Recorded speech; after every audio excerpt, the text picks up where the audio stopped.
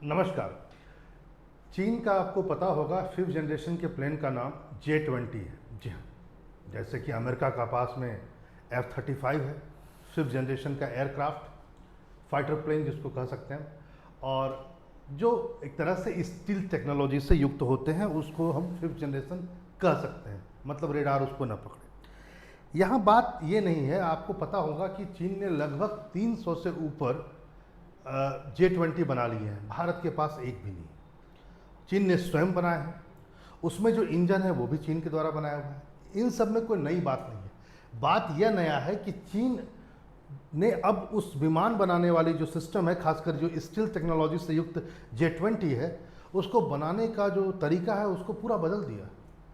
और अब चीन जो बना रहा है ये ह्यूमन बेस्ड नहीं होगा, ये AI के द्वारा बेस्ड होगा। मतलब पूरी की पूरी एक तरह से कहा जाए J-20 को कौन बनाएगा? AI। लास्ट में हो सकता है जैसे कि आपको बनाने के बाद चेक करना वगैरह, उसमें ह्यूमंस यानी मानव की आवश्यकता होगी, लेकिन सब कुछ AI बनाएगा। जी हाँ, और यहीं से शुरू होता है एक नया कॉन्सेप्ट, यह है डार्क फैक्ट्री। यानी मैं सिंपल अर्थों में कहूँ, चीन अब J-20 सामान्य फैक्ट्रियों में नहीं बनाएगा, J-20 बनाएगा डार्क फैक्ट्री में, और ये शुरू भी हो गया। क्या है डार्क फैक्ट्री, क्या होता है डार्क फैक्ट्री, इसको समझिए। यानी अंधेरा कारखाना क्या होता है, नाम से ही सबक आपको समझ में आ रहा होगा। वो कारखाना जिसमें शायद रोशनी उतनी ना हो, एकदम ना के बराबर। और यदि रोशनी ना के बराबर होगी तो वहीं से एक चीज़ समझ में आता है कि यदि इतना कॉम्प्लेक्स टेक्नोलॉजी से बना हुआ J-20 होता है, इतने सारे कंपोनेंट्स होते हैं, रेडार को एब्जॉर्बिंग, जो सिग्नल्स को एब्जॉर्ब करने वाला उसके अंदर, और रेडार सिग्नल्स को एब्जॉर्ब करने वाला जो टेक्नोलॉजी होता है, न जाने कितने नेविगेशन से लेकर सिस्टम उसमें होते हैं, इतने कंपोनेंट होते हैं कि उसको बनाने के लिए इंसान को बहुत लाइट की आवश्यकता होती है, छोटे मोटे कितने पार्टिकल्स। लेकिन यदि वही चीज़ AI बनाएगा तो शायद हो सकता है वह अंधेरे कमरे में भी बना लेगा। आपने सब चीज़ को एक ढंग से लगा दिया है, उसको पूरा प्रोग्राम्ड कर दिया है। प्रोग्राम मतलब ऐसा है, मानो कि कोई एक रोबोट है जो यहाँ से लेकर यहाँ तक जाएगा, बाकायदा इस एक सामान को यहाँ से उठाएगा और वहाँ लेकर के जाएगा, तो बार बार उसी पाथ को फॉलो करेगा, वही काम करेगा। उसके लिए रोशनी की आवश्यकता नहीं होती, इंसानों को रोशनी की आवश्यकता होती है। हम यदि किसी सामान को लेकर जा रहे हैं, पता लगा गिर गए, कहीं टक्कर लग गई, उसको नहीं लगेगा। तो यहीं से ये फेनोमेना। सिंपल सी बात, इस बात को समझिए कि चीन अब पूरा का पूरा J-20 डार्क फैक्ट्री बना रहा है जिसमें रोशनी की कोई आवश्यकता नहीं होगी। क्यों नहीं आवश्यकता होगी? क्योंकि सारा काम मशीन करेगा, सारा काम। और जब मशीन सारा काम करेगा तो जो पहले भी मशीनें करती थी, लेकिन हर चीज़ का सुपरविजन और उसको चेक करने का काम ह्यूमंस करते थे, लेकिन अब उसकी कोई आवश्यकता नहीं। सब AI के द्वारा कंट्रोल्ड होगा, सब काम मशीन करेगा और सब चीज़ AI के द्वारा कंट्रोल्ड होगा। वहाँ पर 24/7 वहाँ पर किसी व्यक्ति को खड़ा रहकर चेक करने की आवश्यकता अब नहीं है। तो वाजिब बात है, एनर्जी कम होगा, कंजप्शन, लाइटों की आवश्यकता नहीं, अंधेरा फैक्ट्री चलेगा। यानी चीन अपने J-20 को अंधेरे में गुपचुप तरीके से बढ़ाता चल जाएगा, और दुनिया सिर्फ उसके डेटा को देखेगी, उसने कितना बना लिया, कैसे बनाया कहना मुश्किल है। प्रोडक्शन भी बढ़ेगा, वाजिब बात है, ह्यूमंस लगेंगे, टाइम ज़्यादा लगेगा, मशीन बनाएगा तो कम टाइम लगेगा। पैसा भी कम होगा सर, यदि ह्यूमंस बनाएंगे, कोई भी चीज़ यदि इंसान बनाता है तो उस चीज़ की वस्तु का दाम बढ़ जाता है। मशीन यदि बनाएगा, तेज़ी से बनेगा, समय भी कम लगेगा और रुपए भी कम लगेगा, यानी कि कॉस्ट उसका कम हो जाएगा। अब एक बात इसको भी समझिए, वो यह है कि एक फ़ायदा डार्क फैक्ट्रीज में यह भी होता है, जो AI से फुल्ली रन होता है, उसमें एक ये भी होता है कि त्रुटि होने की संभावना कम होती है, यानी एरर होने की संभावना कम होती है। देखो, हम लोग बार बार पढ़ते हैं कि ह्यूमन एरर होता है, ह्यूमन मिस्टेक होते हैं। अब जब मिस्टेक, यदि मान लो कोई एक गलती हो गया हो, उसको यदि आप फिर दोबारा से करेंगे बहुत टाइम लगेगा, लेकिन वही चीज़ यदि मशीन कर रहा हो तो ह्यूमन एरर भी कम होगा। इसका मतलब आप समझ गए इस बात को। अब आगे देखिए, उस डार्क फैक्ट्री में क्या क्या होगा, कैसे कैसे। फुल्ली AI कंट्रोल्ड होगा, ऑटोनोमस व्हीकल्स होंगे, सामान को इधर उधर ले जाने के लिए एक व्हीकल होगा, चलता रहेगा, आता रहेगा, जाता रहेगा, रोबोट की तरह, जिसको चलाने की ज़रूरत नहीं है किसी के द्वारा, न रिमोट कंट्रोल के द्वारा ऑपरेट करने की बाहर से ज़रूरत, सब AI के द्वारा कंट्रोल होगा। एक पाथ में उसको प्रोग्राम कर दिया गया, वही काम वो करता रहेगा। वहाँ पर AI कंट्रोल है ना, मशीन्स होंगे, रोबोट्स होंगे जो इंस्पेक्शन करेंगे, ठीक है, डिजिटल मॉनिटरिंग होगा, और साथ ही साथ एक पूरा का पूरा एआई कंट्रोल सॉफ्टवेयर होगा जो इन सब के बीच में कोऑर्डिनेशन डेवलप करेगा। कोई सब एक दूसरे के साथ मिल करके, सारे मशीन एक दूसरे से मिल करके काम करेंगे। मानो एक दूसरे से बात करते हों, कौन सा काम पूरा हो गया बेटा, कौन सा काम बच गया। अब आप इस बात को समझ सकते हैं।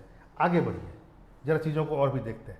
यहाँ पर इस बात को भी समझना होगा, वो यह है जैसा कि मैंने आपसे कहा पहले ही कि आखिर डार्क फैक्ट्री जो अन्य फैक्ट्री, सामान्य फैक्ट्री होता है, उसके कंपेयर में क्या अच्छा है। देखिए अच्छा है, क्योंकि देखो जेट प्लेन बनाना एक अपने आप में बहुत कंपोनेंट्स की आवश्यकता होती है, बहुत बहुत सारे कंपोनेंट्स होते हैं। अरे उसका इंजन, जेट इंजन ही बहुत बड़े है ना, जिसको हम आज तक बना नहीं पाए हैं, वह भी बहुत सारे कंपोनेंट्स के द्वारा और बहुत हाई टेक्नोलॉजी के द्वारा बनाया जाता है।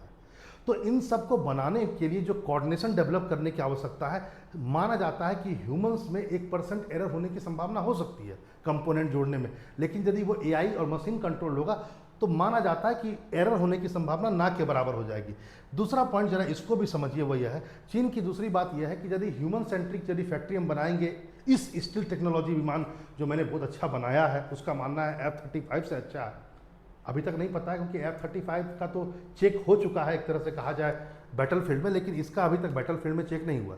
लेकिन फिर भी वह चाहता है चीज़ों को गोपनीय रखना, तो ये डार्क फैक्ट्री चीज़ों को गोपनीय भी रख सकता है, यानी कि जो भी उसके फंक्शंस हैं वो इधर उधर नहीं जा सकते हैं। आखिर चीन इन डार्क फैक्ट्रीज तक क्यों जाना चाह रहा है, उसके पीछे एक कारण भी।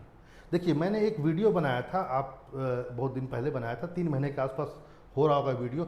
मैंने कहा था कि चीन का प्रोजेक्ट है, मैंने बताया था चीन ने लगभग 300 J-20 यानी 5th जनरेशन एयरक्राफ्ट बना लिया। भारत के पास एक भी नहीं। हम तो खरीद के लाते हैं भैया, राफेल भी खरीद के लाए हैं, तेजस चल रहा है, पता नहीं कब तक पूरा हो पाएगा पूरा प्रोजेक्ट, लेकिन राफेल भी 4.5 है, 5th जनरेशन का तो हमारे पास है ही नहीं। उनके पास पहले से 300 मौजूद है। अब तक माना जाता है उन्होंने 300 के आसपास बना लिया, लेकिन टारगेट था कि 2030 तक कम से कम हम बना लेंगे, 2030 तक चीन का टारगेट है कि हम 1000 के आसपास बना लेंगे। तो मुझे भी उन दिनों ये शक हुआ कि क्या, जब मैं वीडियो बना रहा था, कि चीन ये पॉसिबल है, लेकिन अब लगता है कि ये पॉसिबल है, क्योंकि माना जा रहा है कि चीन जब से इस डार्क फैक्ट्री के द्वारा इसको बना रहा है एआई कंट्रोल, लगभग 150% से लेकर 200% उछाल हो गया है प्रोडक्शन में, यानी तेजी हो गया बनाने में, जस्ट डबल। मतलब मान लो पहले 24 बना रहा था वह एक साल में, तो अब 50 बना रहा है। और इसको बढ़ा करके चीन का टारगेट है 150 कर देना, क्योंकि 150 नहीं करेगा 2030 तक शायद वो 1000 के आंकड़े तक न पहुंच पाए। तो एक तो आप समझ सकते हैं इस बात को। दूसरा पॉइंट एक ये भी है कि इसको भी जरा समझिए, वो यह है कि चीन अपनी एक सुप्रीमेसी को भी डेवलप करना चाहता है अमेरिका के सामने। चीन ज़्यादा बनाएगा तो वाजिब बात है एक मेंटल प्रेशर अमेरिका पर क्रिएट होगा। दूसरा पॉइंट जरा इसको समझिए, यदि चीन एआई टेक्नोलॉजी से युक्त और डार्क फैक्ट्री में अपने 5th जनरेशन एयरक्राफ्ट को बनाता है, तो वो चीप भी होगा, तो वाजिब बात है कि वो एक्सपोर्ट करेगा तो चीन का रीच बढ़ेगा, डॉलर उसके घर में आएगा उसको और उससे फ़ायदा हो।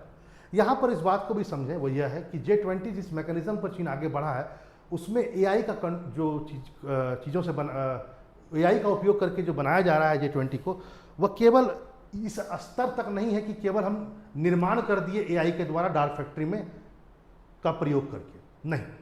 वह तो एक स्टेप है कि आपने एआई का प्रयोग डार्क फैक्ट्री में किया और आपने चीज़ों को बना लिया, लेकिन सच्चाई यह है कि चीन ने J-20 के अंदर भी जो एआई यूज़ किया है वह भी अपने आप में बहुत एडवांस है। मतलब बनाने में भी एआई का प्रयोग है और पूरा का पूरा बन जाने के बाद जो आपके पास में J-20 है वो भी पूरा एआई से युक्त है, चाहे उसका नेविगेशन सिस्टम हो, टारगेटिंग सिस्टम हो, सेंसर्स हो, कम्युनिकेशन हो या फ्लाइट मैनेजमेंट हो।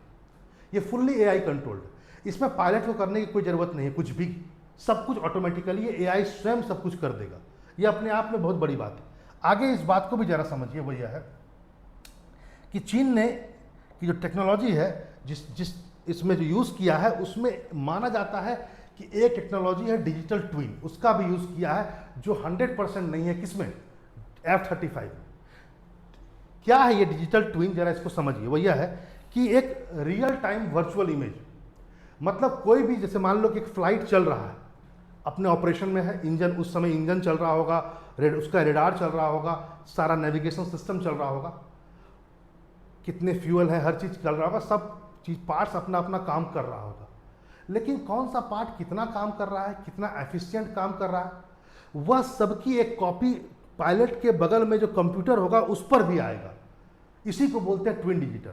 मतलब सब काम एआई से कंट्रोल्ड है, एआई सारे काम को कर रहा है, सब चीज उसका मशीन से लेकर नेविगेशन सिस्टम सब कुछ एआई से कंट्रोल्ड है, लेकिन वो हर चीज का एक प्रतिलिपि, एक कॉपी कंप्यूटर स्क्रीन पर भी होगा और वह कंप्यूटर स्क्रीन भी फुल्ली एआई कंट्रोल्ड है।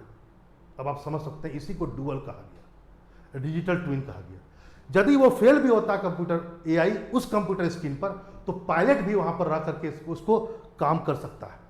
इसी को बुलाता है डुअल। ये अब आप समझ सकते हैं किस एडवांस टेक्नोलॉजी का इस्तेमाल किया गया है J20 में। इसको भी जरा समझिए, वह यह है कि एआई, जहां मैंने ये सब बातें कही वहां ये भी जान लीजिए, एआई खुद ब खुद रेडार का इंप्रूवमेंट कर सकता है और इंजन को ऑप्टिमाइजेशन कर सकता है। ये भी टेक्नोलॉजी है उसमें। मतलब जैसे फिल्टरिंग करना, बहुत सारे चीज़ों का इमेज आ रहा है, कौन दुश्मन है उसको पता लगाना, ये अपने आप एआई करेगा, उसका रेडार उसके अंदर अपने है ना स्टील टेक्नोलॉजी को कहाँ कितना यूज़ करना है उसको खुद वो करेगा, रिड्यूस करेगा है ना इलेक्ट्रॉनिक इंटरफेरेंस, बहुत सारे सिग्नल एक साथ आते हैं उसको रिड्यूस करेगा। ये सब काम उसका रेडार बनाया ही गया इस सब के लिए, लेकिन उसमें वो अपने आप को अपग्रेड कर सकता है। जैसे आपके मोबाइल में आता है ना भाई, इस वर्जन है इसको अपडेट कर लीजिए, वो अपने आप इसको अपडेट कर सकता है। इसका रेडार खुद ब खुद एआई के द्वारा अपडेट हो जाएगा। वैसे ही इंजन भी है। मान लो इंजन ज़्यादा तेल खर्च कर रहा है, तो इंजन अपने आप में एआई क्या करेगा, एआई से कंट्रोल्ड इंजन होगा, वो अपने आप फ्यूल एफिशिएंसी को बढ़ा देगा ताकि और ज़्यादा दूर तक वो जा सके। आप सोच सकते हैं चीन किस एडवांस टेक्नोलॉजी का उपयोग करके आगे बढ़ रहा है। यहाँ पर इस बात को भी समझने की आज ज़रूरत है। ठीक है, निसंदेह भारत इसमें बहुत पीछे है। हम तो 5th जनरेशन के बारे में सोच भी नहीं पा रहे, क्योंकि हमारा तेजस जो बन रहा है, वह जो लास्ट फॉर्मेट बनेगा तेजस MK2 वाला, वह भी 4.5 बनेगा। वैसे अभी जो तेजस MK1A है, जो अभी कुछ बनने लगा है, वह 4th जनरेशन का है। ठीक है, आप इस बात को समझ सकते हैं। लेकिन इतना जरूर है कि जिस ढंग से एआई का प्रयोग बढ़ रहा है, ऐसा नहीं है कि मैंने जैसा पहले कहा कि चीन में लोगों की कमी हो, ऐसा नहीं है। चीन चीज़ों को सीक्रेट रखना चाहता है, कम कॉस्टली में चीज़ें बने और जल्दी बने, ये वाजिब बात है। लेकिन एआई बेरोजगारी को भी साथ में लाता है। वाजिब बात है, चीन का यह कदम अमेरिका हो या भारत हो आकर्षित जरूर करेगा। भारत चलिए इस क्षेत्र में नहीं, डिफेंस सेक्टर में नहीं, लेकिन अन्य क्षेत्र में भारत इसका प्रयोग कर सकता है और कर भी रहा है। तो इससे वाजिब बात है बेरोजगारी बढ़ेगी। आने वाले समय में ये समस्या विश्व के सामने में है, सभी विश्व देश के सामने में है एआई। जिस ढंग से एआई ने के कारण बहुत सारे लोग बेरोजगार हो गए। बाकायदा 2025 का जो बजट आया था उसमें बाकायदा निर्मला सीतारमण ने इस बात को कोट भी किया था कि भारत के सामने बहुत बड़ी समस्या, 3 समस्या है, जिसमें उन्होंने पर्यावरण कहा था, दूसरा युद्ध कहा था, युद्ध के कारण सप्लाई चेन जो खराब हुआ, और तीसरा एआई। ये कहीं ना कहीं भारत के विकास को रोक सकता है। आपकी क्या राय है जरूर कमेंट बॉक्स में लिखिए। और चीन के द्वारा ये डार्क फैक्ट्री जो किया जा रहा है, क्या यह आने वाले समय में विश्व को एक नई राह देगा, और यदि देगा तो रोजगार पर इसका क्या असर पड़ेगा, कमेंट बॉक्स में जरूर लिखिए। फिर मिलते हैं ऐसे इन्फॉर्मेटिव वीडियो के साथ। नमस्कार।